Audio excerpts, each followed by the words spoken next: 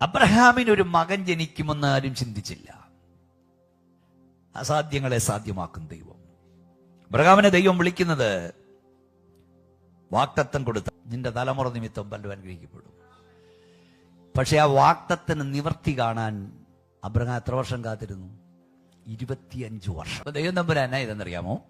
അവനെ കൈക്ക് പിടിച്ച് പുറത്തേക്ക് ഇറക്കി നിലാവുള്ള രാത്രിയിൽ പുറത്ത് നിർത്തിയിട്ട് പറഞ്ഞു, ആകാശത്തേക്ക് നോക്കാൻ പറഞ്ഞു. എന്നിട്ട് നക്ഷത്രങ്ങളെ എണ്ണാൻ പറഞ്ഞു. അവൻ എണ്ണാൻ തുടങ്ങി. നക്ഷത്രം എണ്ണിയാൽ തീരുവോ? അപ്പൊ ഞാൻ പറയും, ദൈവവാഗ്ദത്തത്തെ സംശയിക്കുന്നവനെ കൊണ്ട് ദൈവം നക്ഷത്രം എണ്ണിക്കുക. അതിലൊരു ദൂതുണ്ടെന്നേ, ഭയങ്കര മർമ്മമുണ്ട്. എന്തോ ഈ നക്ഷത്രം എണ്ണ എന്ന് പറഞ്ഞ നമ്മുടെ കടൽ തീരത്ത് എന്തുമാത്രം മണൽത്തരിയുണ്ടോ അത്രമാത്രം നക്ഷത്രങ്ങൾ ആകാശഗംഗയിലുണ്ട്. ഓ, ഇതൊക്കെ അങ്ങോട്ട് പിള്ളേർക്ക് പറഞ്ഞു കൊടുക്കണ്ടേ?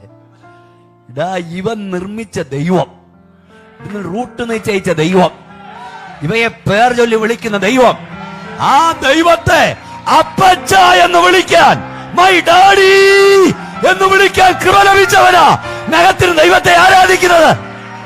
അവന്റെ സന്നിധിയിൽ തീരാത്ത ഒരു വേദനയില്ല, അവന്റെ സന്നിധി തീരാത്ത ഒരു രോഗവുമില്ല, ഓ അവന്റെ സന്നിധി തീരാത്ത ഒരു കഷ്ടതയുമില്ല.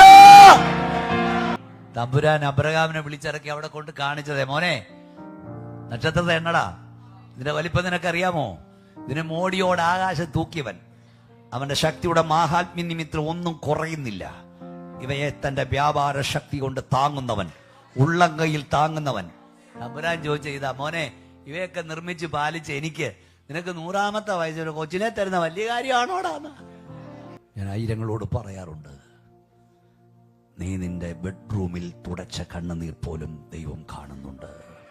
നീ നിന്റെ കിച്ചണിൽ നിന്ന് തുടച്ചു കളഞ്ഞ കണ്ണുനീർ ആരും കാണാതെ നീ തുടച്ചു കളഞ്ഞ കണ്ണുനീരുകൾ കാണുന്നൊരു സ്വർഗമുണ്ട്.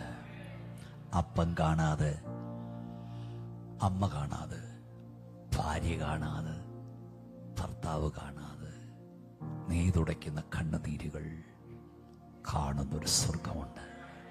അപ്പൊ ഞാൻ ഈ പിള്ളേരോട് ചോദിക്കും, അപ്പന്മാര് കരയുന്ന കണ്ടിട്ടുണ്ടോ? ഒരു പറയാം കണ്ടിട്ടില്ല. അമ്മ കരയുന്നേ, അതുകൊണ്ട് അവർ വിചാരിച്ച അപ്പൻ കരയില്ലെന്ന്. കരയുന്നുണ്ട്, നീ കാണുന്നില്ലെന്നേ ഉള്ളൂ. അപ്പന്റെ കണ്ണുനീരാരും കാണില്ല. ലോകത്തെ കുടുകൂടാ ചിരിപ്പിച്ച പള്ളിച്ചേപ്പാൻ പറഞ്ഞു, തിരുമഴ പെയ്യാൻ ഞാൻ കാത്തു നിൽക്കും, മഴയത്തിറങ്ങി ഞാൻ കരയും, എന്റെ കണ്ണുനീരാരും കാണരുത്. സ്തോത്രം. കരയുന്നുണ്ട്, നീ കാണുന്നില്ലെന്നേ ഉള്ളൂ.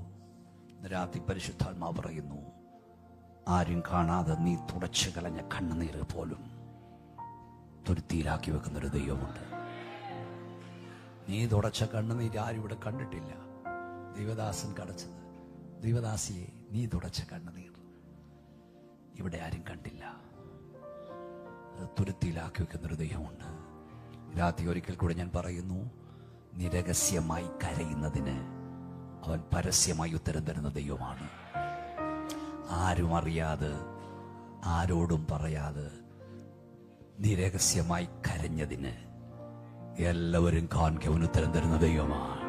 എത്ര പേർക്ക് കരപടിച്ച് സ്തോത്രം പറയാൻ കഴിയും? ഇന്ന് രാത്രി പരിശുദ്ധാത്മാ പറയുന്നു, ദൈവം നിന്നോട് വാക്ക് പറഞ്ഞുണ്ടെങ്കിൽ നീ പോലും വിശ്വസിച്ചില്ലെങ്കിലും പറഞ്ഞവൻ അത് നിവർത്തിച്ചിരിക്കും. പരിശുദ്ധാത്മാ പറയുക, ആലോചന പറഞ്ഞവൻ മാറിയാലും ദൈവമാണ് അരുളി ചെയ്തതെങ്കിൽ അത് നിവർത്തിക്കേണ്ടത് ദൈവത്തിന്റെ ഉത്തരവാദിത്തമാണ്.